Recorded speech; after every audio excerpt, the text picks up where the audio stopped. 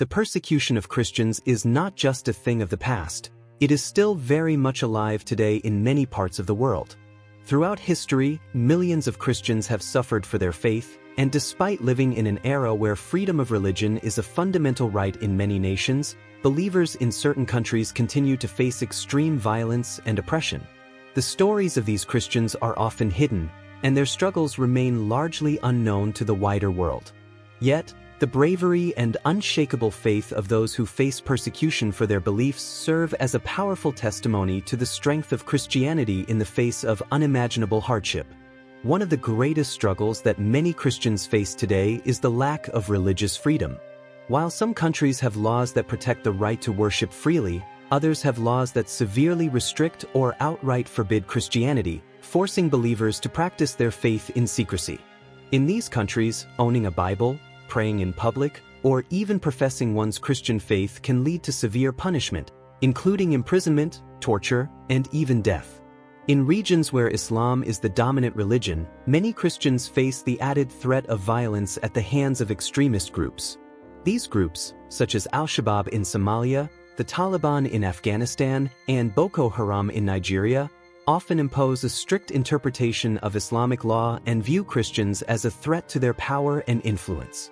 In these areas, the persecution is not only physical but psychological as well, as Christians are forced to live in constant fear, knowing that even the slightest deviation from the law can lead to horrific consequences.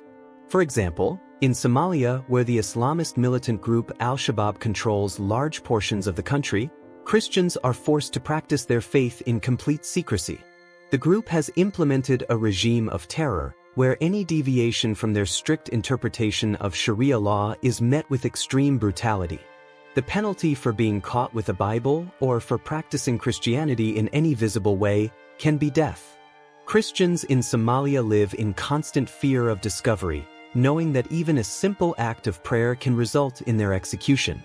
Some have had to go to unimaginable lengths to practice their faith in secret. There are reports of Christians in Somalia digging tunnels and hiding underground just to be able to pray without fear of being caught. They know that if they are discovered, their lives will be over. These stories are heartbreaking, but they also demonstrate the incredible resilience of Christians who, despite the odds, continue to follow their faith in the face of severe persecution. Similarly, in Afghanistan, after the Taliban regained control of the country in 2021, Christians have been forced to live in complete isolation. Under the Taliban's strict interpretation of Islamic law, converting from Islam to Christianity is considered apostasy and is punishable by death. The persecution of Christians in Afghanistan is not limited to converts. Even those who possess a Bible or express any sympathy for Christianity are at risk. The Taliban's enforcement of Sharia law has created an atmosphere of fear, where any suspicion of Christian activity can lead to investigations, torture, and execution. The Taliban has used technology to monitor Christians, and even possessing a digital Bible on a phone or computer can result in arrest or worse. The situation is so dire that many Christians in Afghanistan have had to abandon their faith or practice it in secret, afraid to even speak about their beliefs for fear of being overheard by informants or government agents. There have been heartbreaking stories of individuals who have been betrayed by their own families. In one case, a Christian convert was reported to the Taliban by his own brother, who feared for his own safety. The convert was forced to burn his Bible and was then taken away for questioning. His family watched in horror as he was dragged off, knowing that he might never return. These stories reflect the pain and sacrifice that many Christians in Afghanistan endure just for the right to worship in peace. In Pakistan, while the Constitution technically guarantees freedom of religion, the reality for Christians is very different. The country's blasphemy laws, which are extremely vague and open to interpretation, have been used as a weapon to target minority groups, particularly Christians. These laws make it illegal to criticize Islam or the Prophet Muhammad, and the penalty for violating them is often death. For Christians, owning a Bible can be a dangerous act. The blasphemy laws have been used to accuse Christians of insulting Islam, leading to violent attacks from mobs or harsh sentences in court. In some cases, entire communities of Christians have been forced to flee their homes after accusations of blasphemy were made. The case of Asia Bibi, a Christian woman who was accused of blasphemy in 2009, is one of the most well-known examples of the dangers Christians face in Pakistan. Asia Bibi was accused of insulting the Prophet Muhammad after an argument with Muslim co-workers over a dispute about drinking water from a communal well. She was arrested, sentenced to death, and spent 8 years on death row before her case was overturned in 2018. During her time in prison, she faced constant threats, and her family also endured harassment and violence. While Asia Bibi was ultimately freed, the case highlighted the grave danger Christians face in Pakistan, where the mere possession of a Bible can lead to violent reprisals or wrongful imprisonment. The situation is no different in Iran, where the government imposes strict laws prohibiting the practice of Christianity. Despite the fact that the Iranian constitution officially recognizes Christians as a minority religion, the government persecutes converts to Christianity and those who try to evangelize. Iran's government views the conversion of Muslims to Christianity as a threat to the Islamic identity of the country and is determined to suppress any Christian activity. Under the current regime, meetings of Christians for prayer or Bible study are considered illegal. Christian leaders who lead these meetings are often arrested and subjected to harsh punishments. Many Christians in Iran practice their faith in secret, gathering in small, clandestine house churches to worship.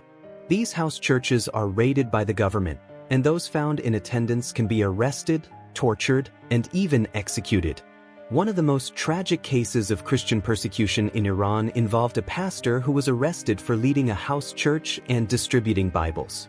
He was brutally tortured for months in an effort to force him to renounce his faith. Despite the physical abuse and the constant threat of death, the pastor refused to betray his faith or give up the names of others involved in his church. Eventually, he was released, but he was forced to flee the country to avoid further persecution. While the persecution of Christians in some countries is rooted in political and religious ideologies, in other regions, it stems from deep-seated cultural and ethnic tensions. In countries like Nigeria, Christians face violent attacks from militant groups like Boko Haram and Fulani herders, who are intent on driving Christians out of the country's northern regions. These groups have killed thousands of Christians, and many more have been displaced from their homes. Boko Haram, an extremist group that has waged war in Nigeria for years, is perhaps the most well-known perpetrator of violence against Christians in the country. The group's name, which means Western education is forbidden, reflects its militant ideology, which seeks to impose strict Islamic law across the region. Boko Haram has kidnapped and murdered thousands of Christians, especially targeting women and children. In 2014, the group gained worldwide attention when it kidnapped 276 schoolgirls from Chibok, a town in northeastern Nigeria, many of whom were Christians. The girls were forced to convert to Islam and married off to militants. Despite international pressure and efforts to bring them back, many of the girls are still missing to this day. This tragic event highlighted the brutal tactics employed by Boko Haram to strike fear into the Christian community and force them to abandon their faith. The situation is no better for Christians in the central and southern regions of Nigeria, where violence from Fulani herders has escalated in recent years. The Fulani are primarily Muslim and have clashed with Christian farmers over land and resources. The violence has intensified, with entire Christian villages being wiped out in brutal attacks. The Fulani herders often target churches, killing worshippers and burning down buildings. Thousands of Christians have been displaced from their homes, forced to flee for their lives as a result of these violent raids. The Nigerian government has done little to protect Christians from these attacks, and many feel that the authorities are complicit in allowing the violence to continue. There have been numerous reports of Christian communities appealing for protection, only to be ignored or left to defend themselves. The lack of action by the Nigerian government has only fueled resentment and frustration among Christians, who are left vulnerable to the brutality of extremist groups. Similarly, in Eritrea, Christians face severe repression under a regime that views Christianity as a threat to the country's national identity. The government has banned all religious groups except the officially recognized Orthodox Church, Islam, and Catholicism, making it illegal for Christians to practice their faith outside of these approved denominations. Christians who are caught attending underground churches or engaging in any other form of unapproved religious activity are often arrested and imprisoned. In some cases, Christians in Eritrea are subjected to horrific treatment in prison, including torture and inhumane conditions. One particularly disturbing story involves a Christian woman who was arrested for holding a prayer meeting in her home. She was taken to a notorious prison, where she was held in a cramped, filthy cell with little food or water. During her time in detention, she was subjected to both physical and emotional abuse, all in an effort to force her to renounce her faith. Despite this, she remained steadfast and refused to recant her belief in Christ. One of the most heartbreaking aspects of the persecution faced by Christians in Eritrea is the impact on families. Many Christians are separated from their loved ones for years, with no contact or knowledge of their whereabouts. Parents who are arrested for their faith often leave behind children who are left to fend for themselves. These children often grow up in foster care or on the streets, never knowing if they will ever see their parents again. In Sudan, the persecution of Christians is a complex issue shaped by both political and religious factors. Although Sudan's government has made some efforts to address religious freedom in recent years, Christians still face significant challenges. In particular, the country's law against apostasy, which makes it illegal to convert from Islam to Christianity, continues to be enforced harshly. Converts to Christianity are often arrested, detained, and subjected to violence. One of the most high-profile cases of persecution in Sudan involved a Christian woman named Miriam Ibrahim. In 2014, she was arrested for allegedly committing apostasy after marrying a Christian man. Miriam was 8 months pregnant at the time of her arrest and was sentenced to 100 lashes and death by hanging. She gave birth to her child while in prison and was later freed after an international outcry. Despite her release, Miriam and her family were forced to flee the country for their safety. While Miriam's case is one of the most well-known examples of Christian persecution in Sudan, it is far from an isolated incident. Many other Christians have been arrested, tortured, and killed for their faith. The situation is particularly dire for Christians in the Nuba Mountains region, where government forces have waged a brutal campaign against Christian civilians. These civilians are often targeted by both the government and rebel forces, who view them as enemies. As a result, many Christians have been forced to live in fear, hiding from both government soldiers and rebel groups. In addition to the political and religious challenges faced by Christians in Sudan, the country's economic difficulties have also played a role in exacerbating the persecution. The ongoing conflict in the country has resulted in widespread poverty and instability, leaving many Christians without access to basic necessities like food, shelter, and medical care. The government's failure to address these issues has made it even more difficult for Christians to survive, forcing many to leave their homes and communities in search of safety and a better life. In all of these countries and regions, the persecution of Christians is a reminder that the fight for religious freedom is far from over.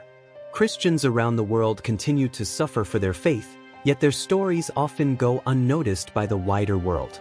In many cases, these believers are left to endure unimaginable hardship without any hope of help. Yet, despite the immense suffering, their faith remains unbroken, a powerful testimony to the strength of Christianity in the face of persecution. These brave individuals serve as a reminder that freedom of religion is not just a luxury but a fundamental right that must be defended and protected. As Christians, we are called to stand with those who are suffering and to speak out against the injustice and oppression they face. It is our duty to raise our voices and ensure that these stories are heard, so that those who are suffering in silence may find hope and support in their time of need. As we continue to explore the persecution of Christians, it's important to recognize that the issue is not isolated to the countries we've discussed so far. The persecution is a global issue that spans across continents, affecting millions of believers in different regions. While the intensity and form of persecution may vary, the underlying cause remains the same: the intolerance of Christianity in societies that are either controlled by radical ideologies or governed by oppressive regimes. In the Middle East, the persecution of Christians has been a long-standing issue. The region, which is the birthplace of Christianity, has seen the steady decline of Christian populations over the last century, particularly due to violence and displacement caused by both political and religious factors. Countries like Iraq, Syria, and Egypt have seen some of the most intense attacks on Christian communities, resulting in not only a loss of life but also the destruction of cultural heritage that has been passed down for thousands of years. In Iraq, the rise of ISIS in 2014 marked a particularly violent chapter in the history of Christian persecution. Christians in the Nineveh plains were given a stark ultimatum: convert to Islam, pay a tax, or face death. Many Christians chose to flee, leaving behind their homes, livelihoods, and history. The city of Mosul, once home to a large Christian population, was completely overtaken by ISIS, and many churches were destroyed or turned into makeshift mosques. Some Christians were abducted, killed, or forced into slavery. While the defeat of ISIS in Iraq has led to the liberation of some territories, the damage to the Christian community has been done. Over 1 million Christians have been displaced, with many living as refugees in neighboring countries or in camps within Iraq itself. The rebuilding process has been slow, with many Christians hesitant to return to their former homes due to the trauma of their experiences. In Syria, the ongoing civil war has also created a dangerous environment for Christians. As various rebel groups, including ISIS, have sought to gain control of the country, Christians have been caught in the crossfire. Churches have been bombed, Christian neighborhoods have been attacked, and believers have been forced to flee their homes. Despite the complex nature of the conflict, one of the most harrowing aspects of the situation is the targeting of Christians by extremist groups. In 2013, the Syrian city of Maaloula, a predominantly Christian town, was taken over by Al-Qaeda-linked militants. The militants sought to impose a strict interpretation of Islam and attempted to forcibly convert the Christian population. Many of the town's residents were killed, while others were taken hostage. The town's ancient Christian heritage, including its churches and monasteries, was ravaged during the occupation. One of the most disturbing features of the persecution faced by Christians in Syria is the use of religious conversion as a weapon. Extremist groups have taken Christians captive, forcing them to either convert to Islam or face execution. In many cases, these converts are not only subjected to physical violence but also psychological abuse, as their families and communities are often threatened or harmed in an attempt to force compliance. The plight of Christians in Egypt is also a critical issue that requires attention. The country, which is home to one of the oldest Christian communities in the world, has experienced an increase in attacks on Christians in recent years. The majority of Egypt's Christian population belongs to the Coptic Orthodox Church, a denomination that traces its roots to the early Christian church. The Coptic Christians have long faced discrimination and marginalization, but the situation worsened following the rise of the Muslim Brotherhood in the aftermath of the Arab Spring in 2011. Extremist groups, such as ISIS and the Muslim Brotherhood, have targeted Christians in a series of attacks, including bombings of churches, shootings of worshippers, and kidnappings.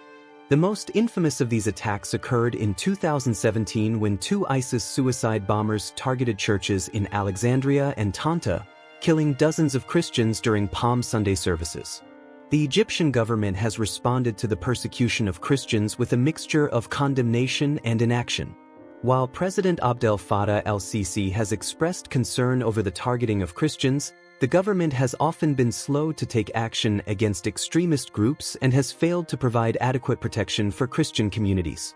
In some cases, the Egyptian authorities have even been complicit in the persecution, either through direct involvement in attacks on Christians or by turning a blind eye to the violence. In addition to these violent attacks, Christians in Egypt face systemic discrimination in many areas of life, including employment, education, and access to public services. The country's legal system is often biased against Christians, making it difficult for them to seek justice when they are targeted or wronged. Furthermore, there are reports of churches being denied permits to build or renovate, while Islamic religious buildings are given preferential treatment. As the persecution of Christians continues in these countries, the global Christian community must take a stand to support our brothers and sisters in Christ. It is essential to raise awareness of the suffering they endure, as well as to pray for their safety and well-being. We must also advocate for policies that protect religious freedom and challenge the governments and organizations that are complicit in the persecution of Christians. In the midst of this persecution, Christians continue to demonstrate incredible resilience. Despite facing violence, discrimination, and displacement, many continue to hold firm in their faith. Their courage and steadfastness serve as a powerful witness to the world, showing that even in the most difficult of circumstances, Christ's love remains unshaken. As Christians, we must stand in solidarity with those who are suffering for their faith. It is not enough to simply acknowledge their pain. We must actively work to end the persecution and ensure that they have the freedom to worship and live in peace. Our voices must be heard, and we must call on governments, international organizations, and religious leaders to take action in defense of religious freedom for all people. Ultimately, the fight for religious freedom is a fight for justice. It is a fight for the right of every individual to live according to their beliefs without fear of persecution. As Christians, we are called to be advocates for justice and to stand up for those who cannot stand up for themselves. We are called to love our neighbors, regardless of their faith, and to work toward a world where religious freedom is upheld and protected for all. One important step in supporting the persecuted church is through international cooperation. Governments around the world must recognize the dire need to address religious persecution at the diplomatic level. Many countries have yet to prioritize the protection of religious minorities, and they often fail to hold aggressors accountable for acts of violence, discrimination, or even genocide. When international bodies, such as the United Nations, turn a blind eye to these atrocities, it sends a message that religious persecution is acceptable. One of the greatest challenges in confronting Christian persecution is raising awareness. Many people in the West may not be aware of the scale of the crisis or the suffering that Christians are facing in other parts of the world. Media outlets often focus on the violence and injustice in the world but fail to cover the plight of persecuted Christians. In some cases, the persecution is underreported because of political correctness or the reluctance to discuss religion in mainstream media. It is essential for the global Christian community to be vigilant in raising awareness, using every platform available to inform the world about what is happening. This can include supporting Christian charities, using social media to amplify the voices of those being persecuted, and urging local and national governments to take action. While much of the persecution faced by Christians occurs in places where laws are oppressive or where radical ideologies are at play, the West is not immune to issues of religious intolerance. In some countries, Christians face increasing hostility due to secularization and growing antagonism toward religion in general. Christians are sometimes excluded from public life, discriminated against in the workplace, or denied the freedom to express their faith openly. This shift toward secularism and anti-religious sentiment can be seen in policies that restrict religious expression, limit the ability to openly practice faith in the public square, or allow for the marginalization of religious communities. In the case of Christians in some Western nations, religious freedom is under siege through measures such as restrictions on religious symbols, prayers in public spaces, or the refusal to accommodate religious practices in schools and workplaces. The persecution of Christians in these contexts may not always be as overt or violent as in other regions, but it still represents an erosion of fundamental human rights. Freedom of religion is a cornerstone of democratic societies, and it is vital for Christians to stand united to ensure that this freedom is preserved for all people, regardless of their beliefs. One avenue through which Christians can help defend religious liberty is by supporting organizations that fight for religious freedom, such as advocacy groups, legal teams, and international religious freedom organizations. These organizations work tirelessly to ensure that religious rights are protected at home and abroad and that those who are persecuted receive the aid they need. The most important form of support, however, is prayer. As Christians, we are called to pray for those who are being persecuted for their faith. We must ask God to strengthen them, to provide for their needs, and to protect them from harm.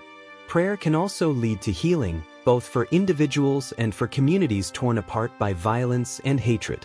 But while prayer is essential, it should not be our only response. God calls us to be His hands and feet in the world, to take action on behalf of those who suffer. Supporting the persecuted church means standing in solidarity with them, advocating for them, and making their suffering known to the world. We must also be ready to challenge any culture or ideology that promotes the persecution of Christians or any other religious group. Whether it's standing up against political regimes that oppress believers, countering extremist ideologies that use religion as a tool for violence, or fighting against the rise of secularism and anti-religious sentiment in the West, we must be vocal in defending the right to religious freedom. The Bible is clear in its call for us to stand with those who are oppressed, marginalized, and persecuted. As Christians, we are not only called to love our neighbors but also to be advocates for justice. By standing up for religious freedom and defending those who are being persecuted, we fulfill God's command to love others as He has loved us. It is also important to remember that we are not alone in this fight. The global Christian community is vast, and there are countless believers working together to bring attention to the plight of the persecuted church. As we unite in prayer, advocacy, and action, we are part of a larger movement that transcends borders and unites us in our shared faith. So, as we continue to pray for and advocate for persecuted Christians, let us also remember that we, too, are called to be a part of the solution. Let us be vocal in our support for those who suffer for their faith, and let us work tirelessly to ensure that their voices are heard and their rights are protected. By standing together, both in spirit and in action, we can make a difference. We can bring hope to the hopeless, healing to the broken, and freedom to those who are oppressed.